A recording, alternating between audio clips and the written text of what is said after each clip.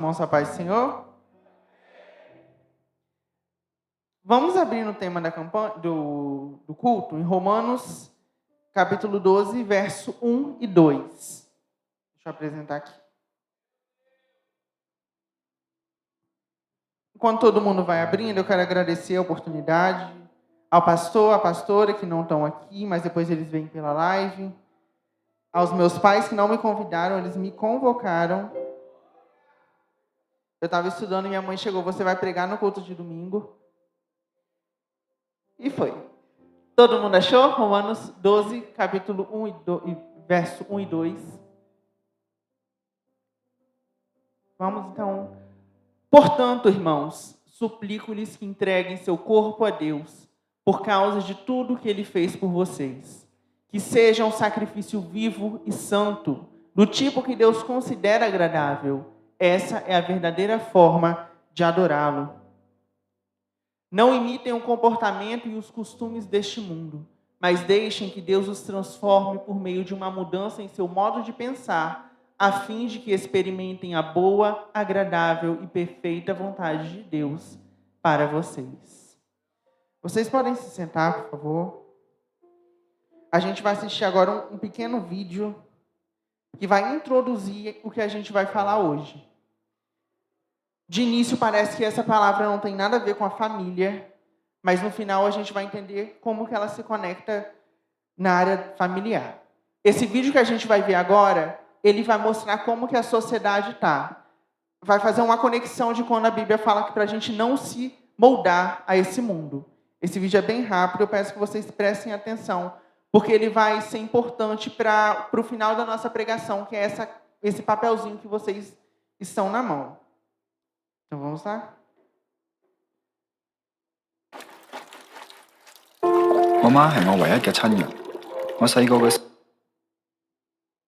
Saiu, deixa eu voltar aqui de novo. Estava no vídeo errado também. Esse. Presta atenção em como a sociedade está hoje.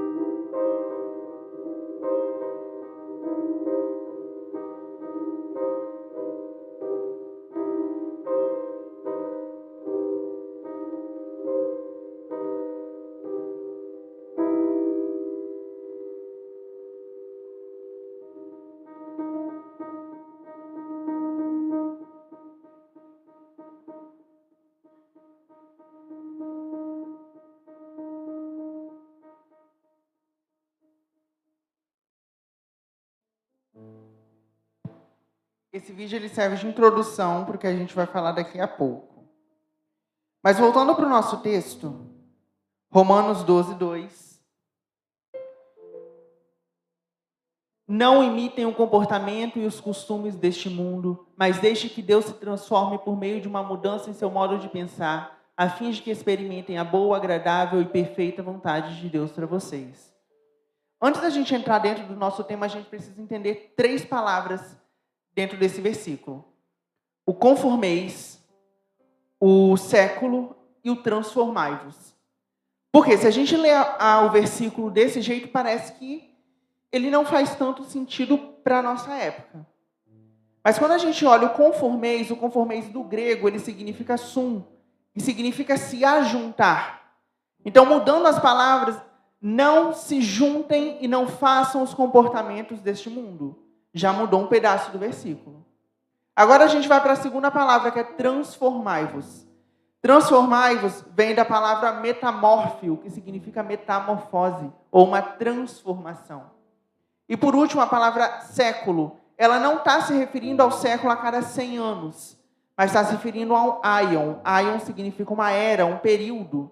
Então, se a gente for mudar esse versículo, ele vai ficar: não imite, não se comporte da maneira que o mundo se comporta, mas deixe que Deus faça uma metamorfose em você, para que você viva uma nova era. No grego, no original, é isso que o versículo quer falar. Mas o que isso tem a ver com a família? Se a gente for olhar, Paulo ele escreveu esse versículo para os romanos e para os judeus daquela época. E por que ele precisou falar isso para as pessoas serem um sacrifício vivo? Porque naquela época ainda as pessoas elas tinham o costume de oferecer sacrifício de animais. Apesar de Jesus já ter vindo ao mundo, já ter se entregue na cruz, as pessoas continuavam oferecendo sacrifícios de animais. E Paulo ele começa a criticar isso. Porque se Jesus veio, nós não precisamos mais oferecer animais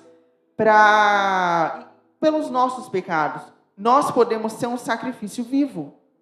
Então, se a gente for olhar os versos 1 e 2 de Romanos, a gente vai ver que acontece uma intertextualidade. O que é isso? É quando você pega um pedaço de um texto e coloca dentro do seu outro texto. Então, quando Paulo ele fala sobre sacrifício, sobre agradar a Deus, ele está se referindo ao texto de Levíticos. Quando o Levítico ele fala sobre o sacrifício de animais. E Paulo ele quer mostrar que nós não precisamos ter a mentalidade mais do aion passado, da era passada. Porque depois que Jesus chegou para nos resgatar, nós podemos ter uma nova vida. É por isso que ele fala que nós não temos que imitar o comportamento do mundo, mas experimentar, através da transformação da nossa mente, a perfeita e agradável vontade de Deus. E quando Paulo ele fala para que eles ofereçam um culto racional a Deus, ele não está falando racional de modo a racionalizar, a modo psicológico. Mas esse racional é de forma inteira, de forma por completo. Ele fala que nós não devemos mais oferecer sacrifícios por meio de outras coisas, mas que nós devemos ser esses sacrifícios.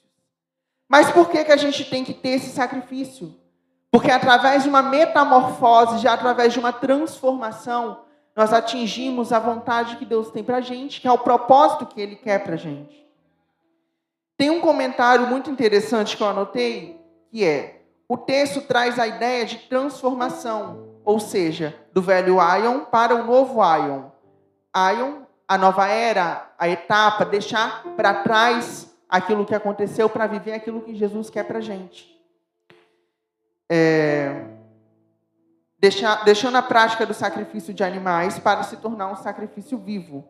A proposta é que ao voltarmos para Deus com uma nova mentalidade, deixando o aion antigo, a era antiga para trás, passamos a experimentar tudo aquilo que Deus tem para nós. Então, ainda não está fazendo sentido o que tem a ver família com esse versículo. Mas pensa agora na sua vida antes de conhecer a Jesus. Ou você que ainda está aqui e não aceitou Jesus, como está a sua vida hoje?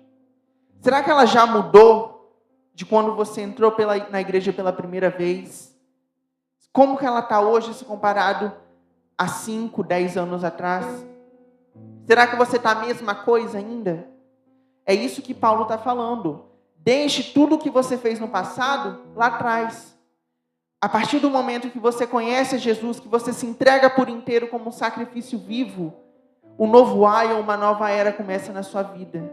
Tudo aquilo que você fez é deixado para trás. E com essa renovação da mente, nós podemos nos relacionar diretamente com Deus. Nós não precisamos, como no Antigo Testamento, que eles precisavam de levar até o templo os animais para fazer o sacrifício. Não, nós temos o acesso direto a Deus. E com essa nova mentalidade, nós podemos nos aproximar diretamente de Deus. E agora a gente entra na mensagem de hoje. Que o tema de hoje é família racional, uma família transformada por Deus. Até agora eu fiz uma introdução para a gente entender qual que é o contexto original dessa mensagem. Paulo queria falar para os judeus e para os romanos que eles não precisavam ficar oferecendo sacrifícios, mas que eles poderiam se entregar de uma forma inteira para Deus, para que através disso eles vivessem de uma forma íntegra e agradando a vontade de Deus. Então a gente vai falar sobre 3 coisas que afastam a família de conseguir entender a vontade de Deus. Deixa eu voltar, que vai ter um outro vídeo agora.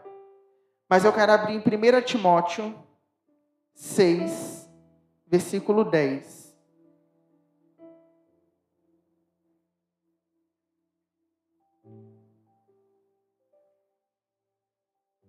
O primeiro tópico que a gente vai falar são os ídolos do lar. São as coisas que a gente coloca dentro da nossa casa, que acaba nos afastando da nossa família e que acaba nos afastando de Deus. 1 Timóteo 6,10 fala: pois o amor ao dinheiro é a raiz de todo mal, e alguns, por tanto desejarem o dinheiro, desviaram-se da fé e afligiram a si mesmo com muitos sofrimentos. Então, quando a gente fala de ídolos do lar, é tudo aquilo que a gente faz, tudo aquilo que a gente tem, que nos afasta da presença de Deus e nos afasta da nossa própria família. Talvez é o trabalho excessivo que está te afastando de Deus. Talvez é o trabalho excessivo que está fazendo com que você passe menos tempo com a sua família. Trabalhando praticamente 24 horas num dia. Chegando em casa só quer dormir, não quer dar atenção. Vamos mudar o versículo para o trabalho.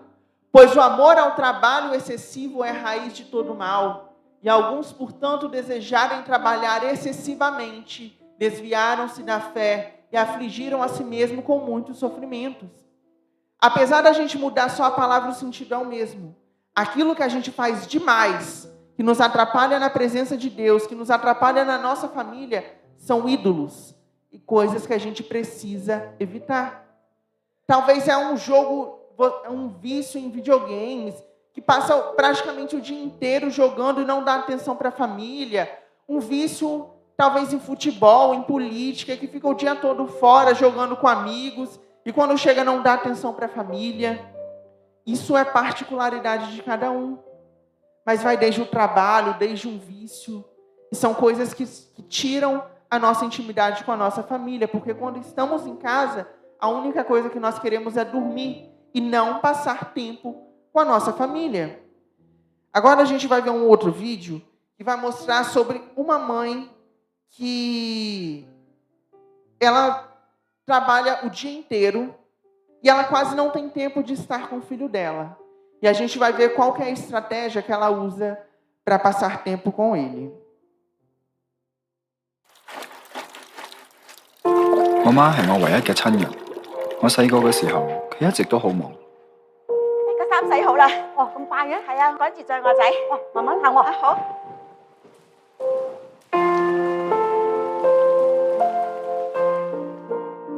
只有喺食飯嘅時候，我先見到佢。家煩惱。無論幾忙都好，佢都會陪我食飯。家煩。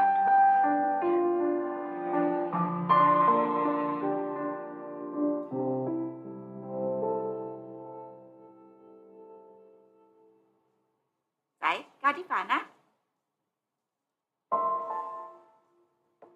今晚返唔返嚟食飯啊？唔知啊，唔知啊。而家輪到我好忙，我喺見面嘅時間就越嚟越少。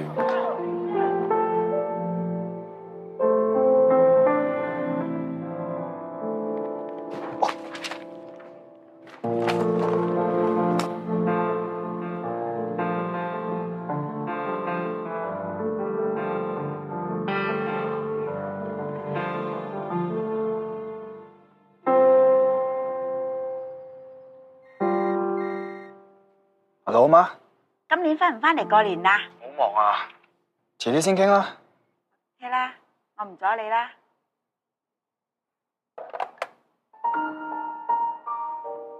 過年咯，今年又唔返啊？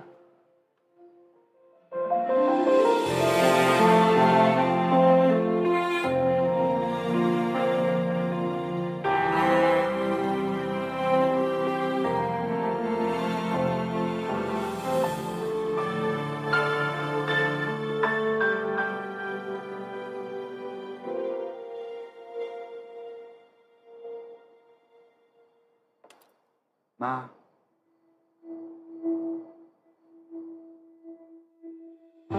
我終於明白佢點解時時叫我加飯。其實我食耐啲嘅話，我就可以陪多佢一陣。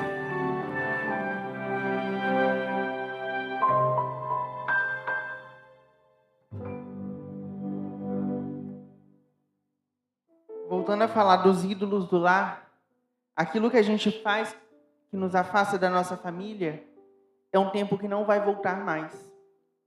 Talvez o trabalho excessivo hoje parece que faz sentido, mas no futuro você vai ver o quanto isso é uma perda de tempo. Passar tempo com os amigos mais do que a própria família, isso não vale a pena.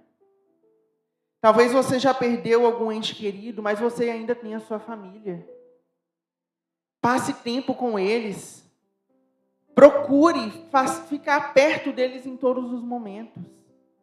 Comemore cada conquista, tudo que acontecer. Se acontecer, talvez de passar em uma faculdade, vai e comemora com eles. Conseguir um emprego novo, vai e comemora. São momentos que não voltam mais. E é melhor aproveitar agora do que se arrepender depois de ter colocado tantos ídolos e não conseguir aproveitar a família. A segunda coisa que a gente vai falar além dos ídolos é a falta de afeto. São pais e mães que não sabem abraçar e nem beijar os seus filhos.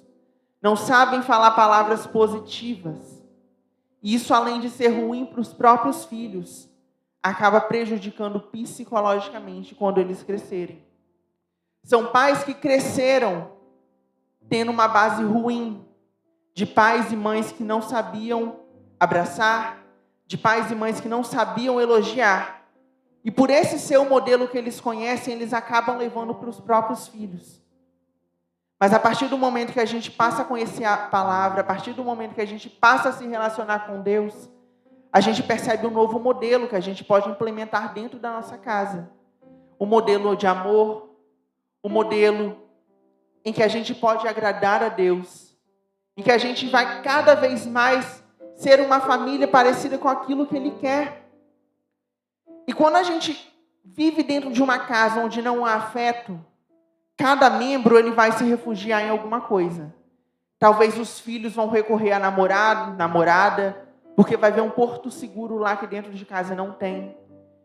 O esposo, a esposa vai sair com amigas ou amigos, porque estar dentro de casa vai ser o último lugar onde eles vão querer. Mas ainda há chance, talvez, se o seu lar ainda é disfuncional, ainda há chance, talvez, se você não consegue dar afeto para os seus filhos, para os seus familiares. Basta nós clamarmos a Jesus para que Ele nos ensine a fazer isso. Porque a partir disso nós vamos viver de acordo com a maneira que Jesus quer que nós vivamos. E nós falamos aqui então já sobre duas coisas que nos afastam, que afastam a nossa família de parecer cada vez mais com Deus, que são os ídolos do lar e que são a falta de afeto. O terceiro e a última coisa que a gente vai falar aqui hoje é a falta de flexibilidade e a falta de confiança.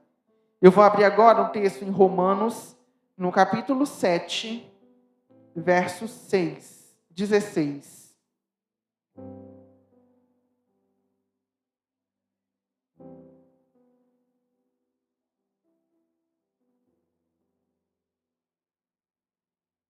Antes da gente ler ali, a gente precisa entender que nessa falta de flexibilidade, existem maridos, existem esposas, existem famílias que se acham autossuficientes.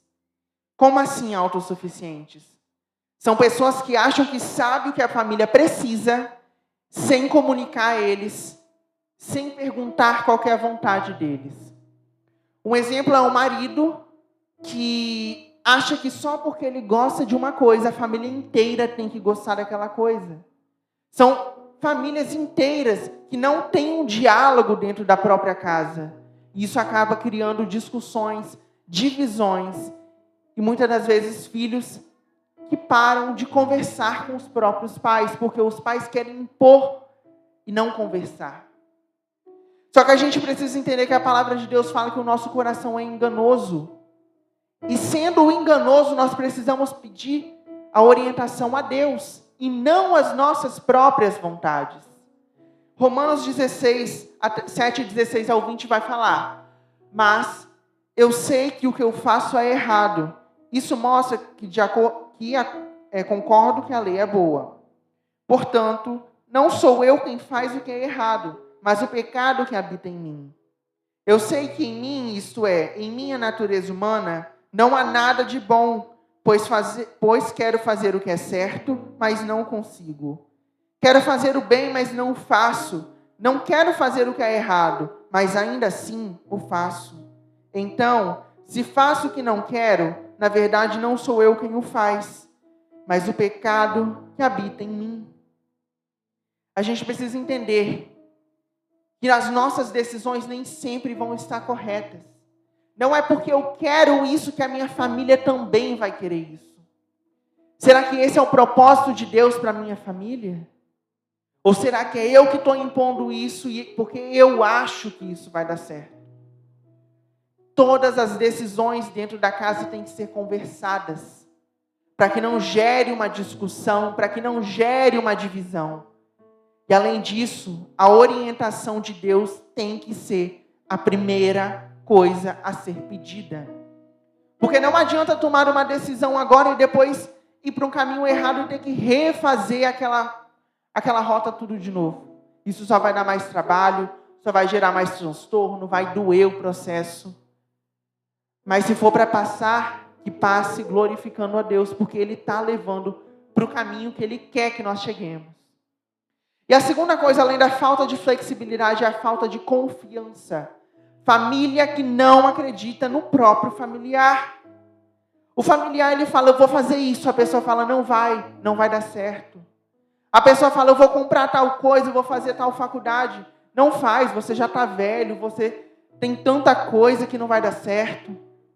A falta de confiança na própria família é o que está desmotivando muitas pessoas. Além disso, divisões entre famílias, por exemplo, esse é o meu dinheiro e esse é o seu dinheiro. Casais que não têm uma união. Porque a partir do momento que se casam, a própria palavra diz que se tornam uma só carne. Não existe mais meu e seu. A partir do momento em que se unem é nosso. E se a Bíblia fala que quando se une é nosso, quem divide está indo contra a Bíblia.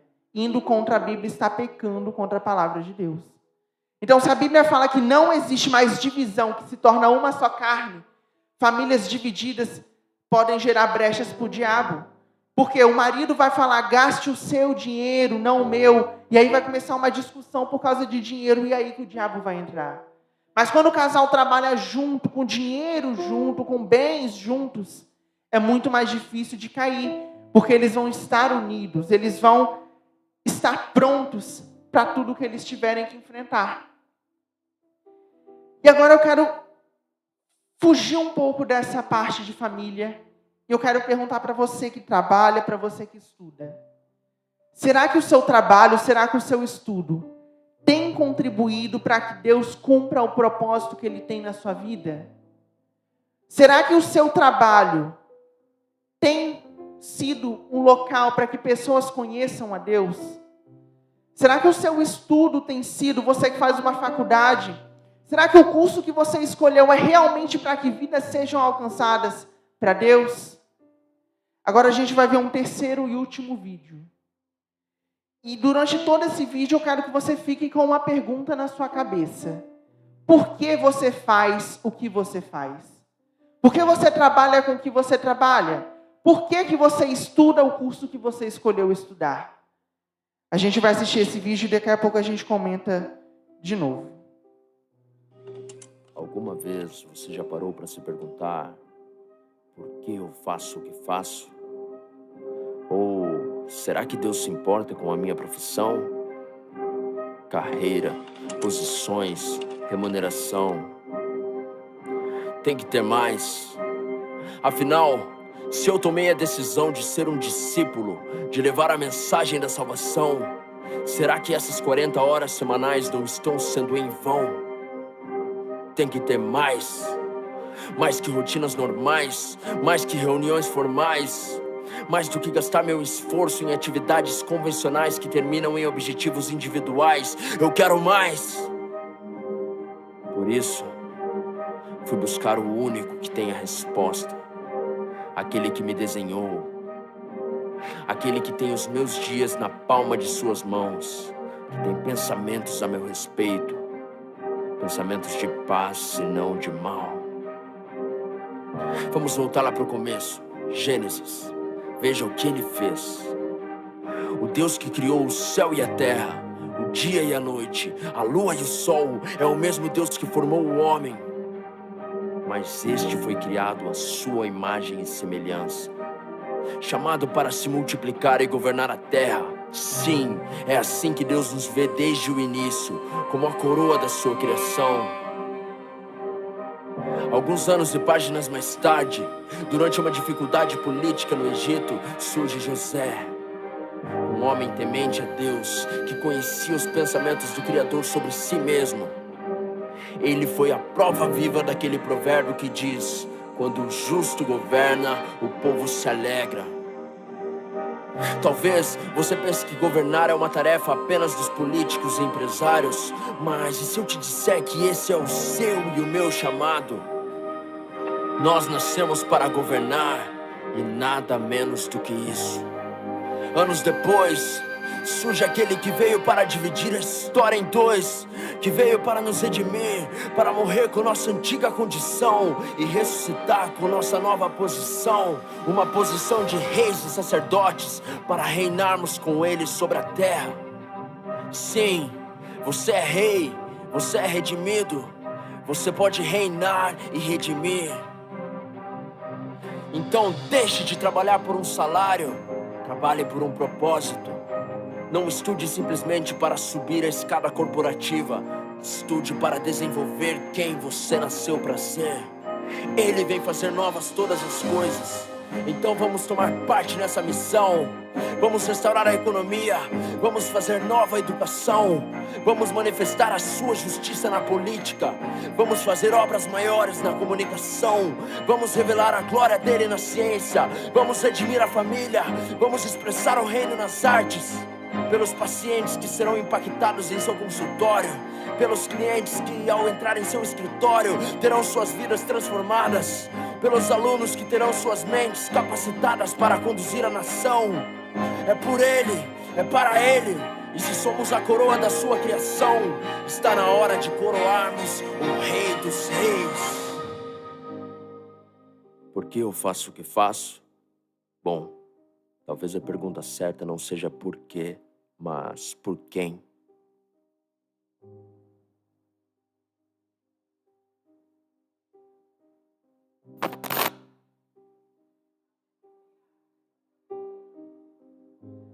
Será que a nossa vida, o que a gente tem feito pela nossa família, tem fazido parte do propósito de Deus? Será que o trabalho excessivo que a gente tem feito não está atrapalhando que o propósito de Deus se cumpra na nossa vida?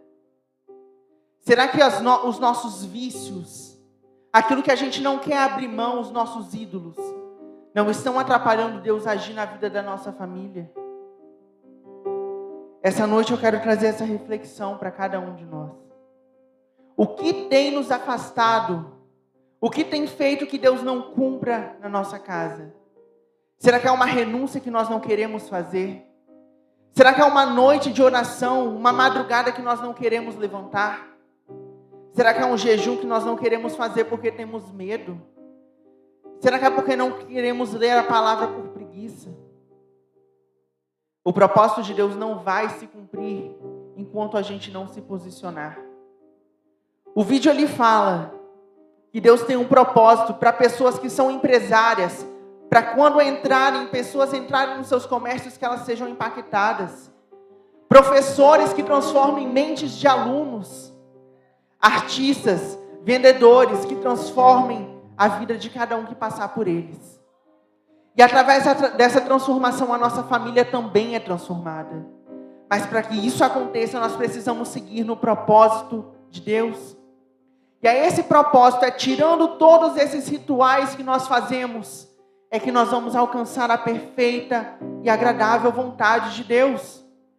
Paulo quer falar para o povo daquela época, para que eles parassem de fazer rituais como no Antigo Testamento. Os nossos rituais hoje são coisas que nos tiram da presença de Deus. Como a gente falou, trabalhar excessivamente que nos tira o tempo da nossa família e automaticamente tira o propósito de Deus da nossa casa. Porque quando Deus faz uma promessa para você, não é simplesmente só para você, mas é para toda a sua família. E quando você não se posiciona, toda a sua família deixa de viver a vontade de Deus. E o que eu quero falar para cada um de nós hoje é: faça a vontade de Deus, mesmo que doa. Renuncie mesmo que você não tenha vontade, porque isso vai valer a pena. Porque a promessa Deus fez para a gente que nós, toda a nossa casa, serviríamos ao Senhor. E para finalizar e para a gente concluir, todos vocês receberam uma folhinha? Foi entregue um por família. Mas essa folha nós vamos fazer a leitura dela agora. E cada família tem uma missão essa semana. Pode abrir ela. Se vocês quiserem rasgar, não tem problema não. Onde foi grampeado, não tem texto escrito. Essa é a missão da família de vocês durante essa semana. Alguns homens que já participaram aqui em agosto sobre o estudo dos homens já fizeram esse estudo. Mas eu quero convidar todo mundo a fazer. Nessa folha está escrito uma situação, um estudo de caso. O que é isso? Tem um problema aqui. E esse problema vocês em família vão resolver.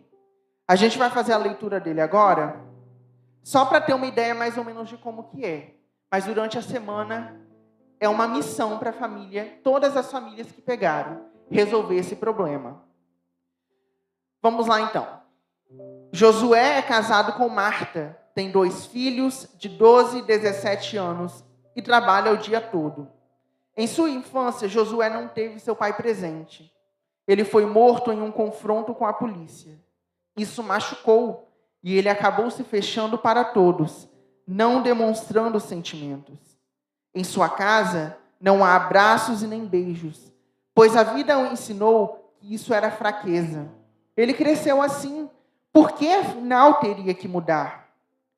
Josué é diácono em uma igreja evangélica. É membro há muito tempo, mas nunca se envolveu de verdade. Na igreja é brincalhão, trata todos com respeito e atenção. Mariana, a filha mais velha, está noiva e vê em seu futuro marido Porto Seguro que nunca teve em casa. Seu pastor conversou com ela e ela disse que abriria mão de tudo para ter, ao menos por 1 minuto, a atenção de seu pai. Ela chora ao lembrar que ele jamais a abraçou, porque ele não via necessidade disso. Rafael, o filho mais novo, estava num encontro de adolescentes da igreja. Estava sendo explicado algo relacionado ao Dia dos Pais, e todos os adolescentes teriam que falar uma característica do pai que eles queriam ser. Ele, sem hesitar, disse que trabalharia muito, pois queria conquistar muitas coisas como o pai. Rafael não sente falta de receber carinho, pois ele nunca recebeu.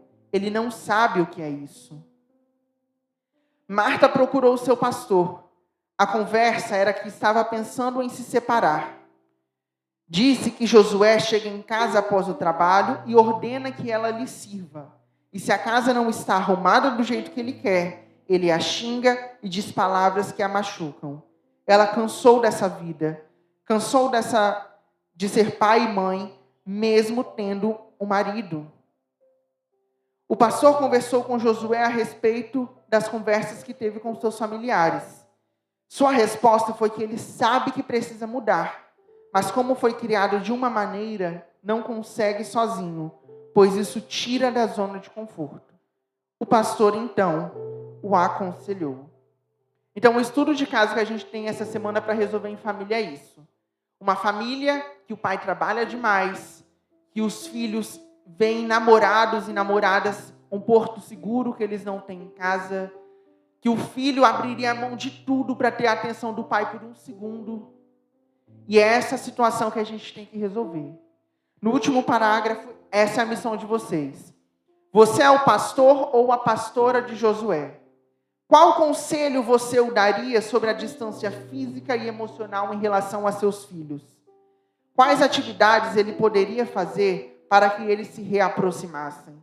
E o que deveria mudar na rotina para que isso acontecesse? Talvez essa situação que a gente leu aqui é a mesma da sua. Talvez você está com seus filhos que não querem conversar com você, ou não está dando atenção suficiente a eles.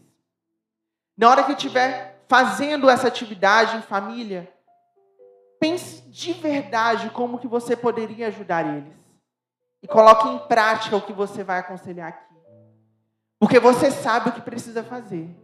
Agora é só colocar em prática. Então, em família, junte todo mundo, leia novamente. Não precisa me responder, não precisa mandar em lugar nenhum. Mas responda para vocês, como vocês resolveriam essa situação dessa família? E se a sua família está desse mesmo jeito, coloque em prática aquilo que vocês vão aconselhar. Porque vocês já sabem o que precisa fazer. Eu quero pedir para que vocês se coloquem de pé para a gente orar. Essa é a palavra que eu tinha hoje. Para que a gente tenha cuidado com os ídolos das nossas casas. Aquilo que nos afasta de Deus. Deixar de ser inflexível. Deixar de não confiar em nossa família. Dar mais afeto aos filhos, ao cônjuge e a toda a família. Porque através disso nós vamos nos aproximar do ideal de família de Deus. E vamos viver cada vez mais aquilo que Ele quer para a gente. Porque existem alguns pequenos rituais nas nossas casas. Coisas que nós fazemos que nos tiram e afastam a nossa família de Deus. Mas a partir do momento em que nós lutamos para tirar esses rituais, nós vivemos uma transformação. E vivemos a perfeita e agradável vontade de Deus para as nossas vidas. Feche os seus olhos, vamos orar agora. Senhor, nessa noite nós conversamos sobre a família e sobre aquilo, meu Pai, que o Senhor deixou como algo mais importante que a nossa casa. Pai, nós sabemos que existem alguns rituais que nós colocamos e que atrapalham o nosso relacionamento com os nossos familiares. Senhor, talvez nós estamos trabalhando demais. Talvez nós estamos dando mais atenção aos nossos amigos, aos nossos vizinhos do que à nossa própria casa. Pai, nos ajude, se esse for o nosso caso, a viver e tirar esses ídolos das nossas casas. A tirar esses pequenos, meu Pai, empecilhos que nos atrapalham de viver para Ti. Pai, talvez nós estamos sendo inflexíveis, colocando a nossa vontade acima da nossa família. Mas nos ajude a entender que o Senhor tem uma vontade perfeita para nós. E que talvez, meu Pai, pessoas que tendem a querer impor, aprendam, meu Pai, a se submeter à Tua vontade. Jesus, que talvez uma falta de confiança dentro da casa venha, meu Pai, ser preenchida pelo amor. Que a família venha se apoiar em todas as situações. Que não venha haver, Jesus, divisão dentre os familiares. Pai, eu quero Te pedir que o Teu Espírito Santo vá trabalhando em coração de familiares que não querem conhecer ao Senhor. E que através, meu Pai, do exemplo que o Senhor deixou para nós, que através, meu Pai, de exemplos que nós venhamos viver através da Tua palavra, através de sermos os Seus discípulos, que nós venhamos seguir os Seus propósitos. Pai, que como o vídeo que nós assistimos falou, que os nossos trabalhos, que nós não venhamos mais trabalhar por um salário, mas que nós venhamos trabalhar por um propósito, para que o propósito do Senhor se cumpra na nossa vida e na nossa família. Meu Deus, que pessoas que trabalham em lojas, que pessoas que trabalham, meu Pai, em atendimento ao público, que pessoas que entrarem dentro daqueles estabelecimentos saiam transformadas e querendo o Senhor, porque é para isso que o Senhor nos colocou aqui nesta terra. Que professores, meu Pai, pessoas de influência, venham conseguir impactar a vida dos seus futuros alunos, para que eles venham, meu Pai, transmitir aquilo que o Senhor tem para a nossa vida. Pai, que pesquisadores, que pessoas que trabalham em empresas, auxiliares de limpeza, garis, todos, que através dos seus trabalhos venham cumprir o propósito que o Senhor deixou na nossa vida. Pai, eu quero pedir, conduza-nos para que vivamos a Tua perfeita vontade, a Tua perfeita e agradável vontade nas nossas vidas. Jesus, nós temos um propósito a cumprir e ele só depende de nós. Então nos dê a disposição para cumprir aquilo que o Senhor tem na nossa vida. Por mais que doa, por mais que seja difícil de cumprir, nos ajude, porque nós sabemos que vai valer a pena. E que através desse propósito nós sabemos que a nossa família estará servindo a Tua casa. Pai, fique conosco em todos os momentos. Fique conosco, Jesus, em toda a nossa vida. E que na nossa casa nós venhamos ser um diferencial. Que as pessoas, ao olhar para a gente, venham a querer ser como a gente. E se aqui dentro há pessoas que não conseguem dar afeto aos seus familiares, meu Deus, que o Teu Espírito Santo vá trabalhando, porque o Teu Espírito Santo é amor. E automaticamente, quando conhecemos o Teu Espírito, nós nos tornamos mais parecidos. Então nos ajude, meu Pai, a viver segundo o propósito e a maneira de família que o Senhor tem para nós. É o que eu te peço, Jesus, em nome do Senhor. Amém. E assim eu agradeço a minha oportunidade, em nome de Jesus. Como Zaqueu, eu quero subir